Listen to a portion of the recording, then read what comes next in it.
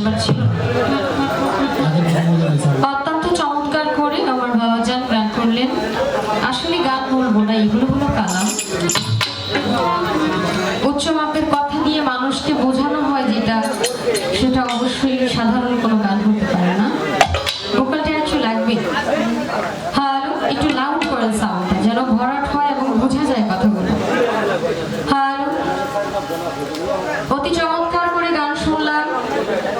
আসলে গান শুধু গাইলেই চলে না, মাঝে মধ্যে একটু শুনতে হয়, বুঝতে হয়, আত্মার খোরাক নিজেরও নিতে হয়। সামান্য তারিফ হবে না সারা জনম গাইলে গান, চিন্তা করো হিন্দু মুসলমান। আমি জানি হিন্দু মুসলমানের বাহিরেও অনেক সম্প্রদায় আছে, অনেক কিছুই থাকে।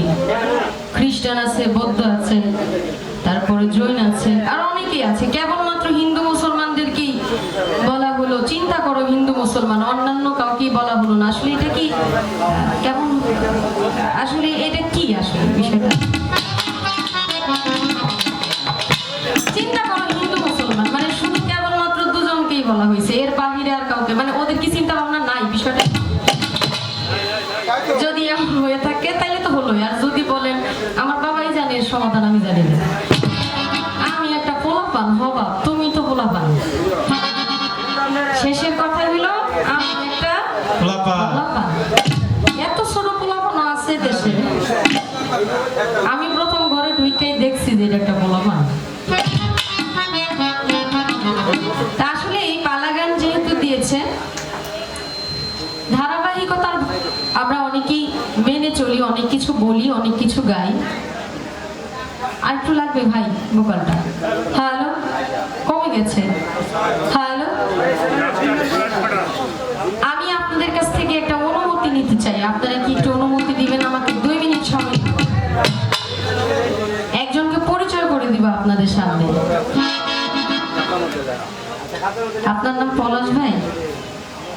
আচ্ছা, ক্যামেরাটা সবাই ওনার দিকে ঘোরান তো।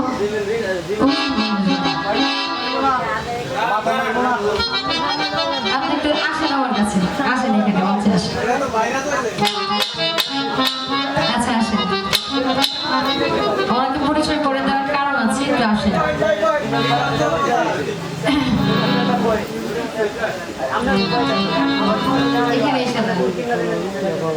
আমি ক্ষমা প্রার্থী, আসলে আমি আপনাদের 2 মিনিট সময় বেশি নিব না। এইখানে দাঁড়ান, ক্যামেরা চালু আছে তো?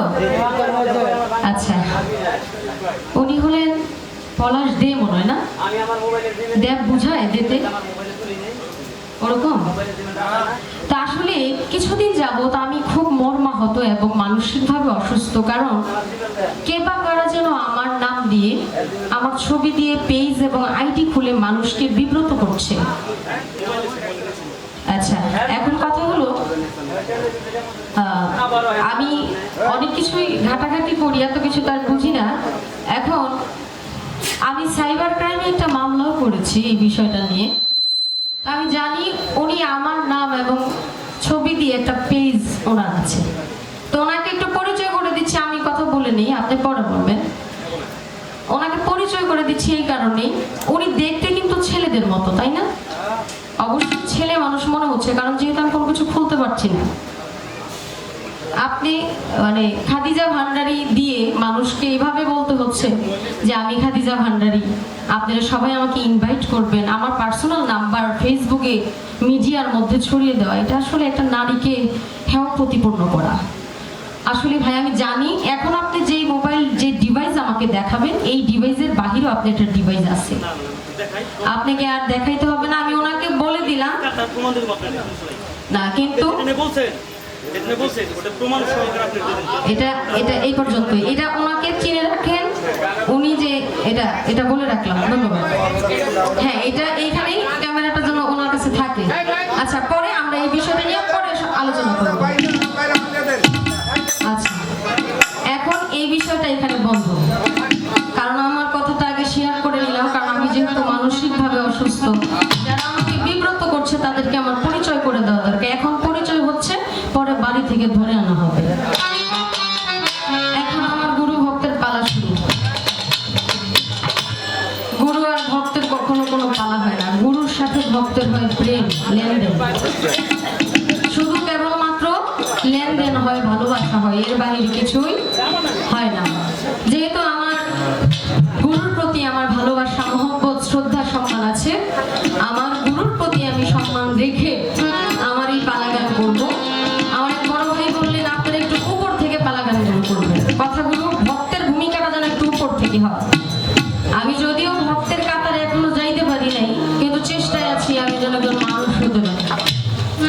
কারণ মানুষ হওয়ার জন্য তার ধৈর্যের প্রয়োজন। আমি যে পরিমাণের ধৈর্য ধরি বা ধৈর্য ধারণ করার চেষ্টা করি, আমি জানি না আমি কখনো ভক্ত হতে পারবো কিনা, কিন্তু এই আত্মবিশ্বাস আছে ভক্তের দপ্তর থেকে আমার নাম ইনশাআল্লাহ কাটা হবে না। যেহেতু উনি আমার গুরু, গুরুর প্রতি ভক্তের কিছু কাজ থাকে, শিষ্যের কিছু কাজ থাকে। আমার নয়নের জল ছাড়া আমার গুরুকে হাতিয়া, নজরানা আমি আর কিছুই দিতে পারি না। আমার চোখ দেখে আমার গুরু বুঝবে যেটা আমার ভক্তের নজরানা তার চোখের জলে হয়ে গেছে। কিন্তু এরপরও গুরুর বাড়িতে গেলে মনে হয় আমি যদি আমার গুরুকে অনেক কিছু দিতে পারতাম, অনেক কিছু খাওয়াইতে পারতাম, অনেক কিছু কিনে দিতে পারতাম, তাইলে মনে হয় ভিতরটা শান্তি হইতো। আমার গুরু আমার বাড়িতে কখনো যাবে কিনা আমি জানি না। যেহেতু মঞ্চে পেয়ে গেছি, একই সাথে একই মঞ্চে বসার সুযোগ হয়ে গেছে, আমার গুরুকে তো একটা ভক্তি দেওয়াই যায়, আমার গুরুকে তো ভালোবাসাটা দেওয়াই যায়। সেই জায়গা থেকে আমার গুরুর প্রতি সম্মান রেখে আমি আমার পালা গান শুরু করবো। ধন্যবাদ সবাই।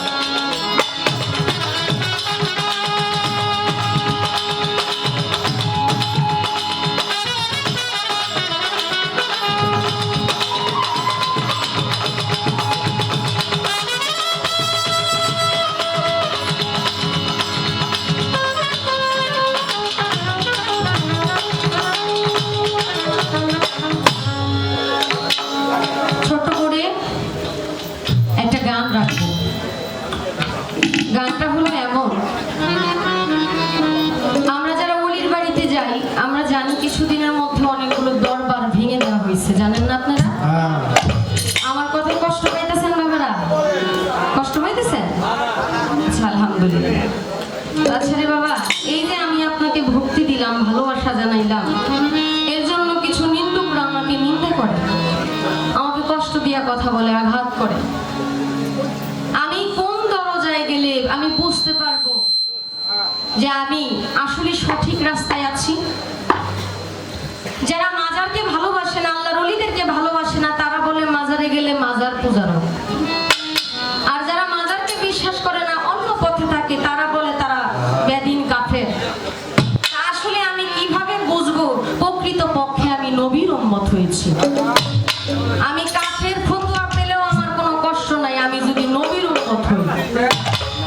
আমি যদি নবীর উম্মত হই, আমার একটু জানা দরকার, আমার একটু বোঝা দরকার, আমি একটু বুঝতে চাই আসলে নবীর উম্মত হতে হলে আমার কোন দরজায় যাওয়া দরকার, কোন দরজায় গেলে আমি নবীর উম্মত হতে পারবো। সেই জায়গা থেকে আমার একটু জানার বাসনা নিয়ে প্রথম সুরে সুরে আমার গুরুর কাছে একটা কিছু জানতে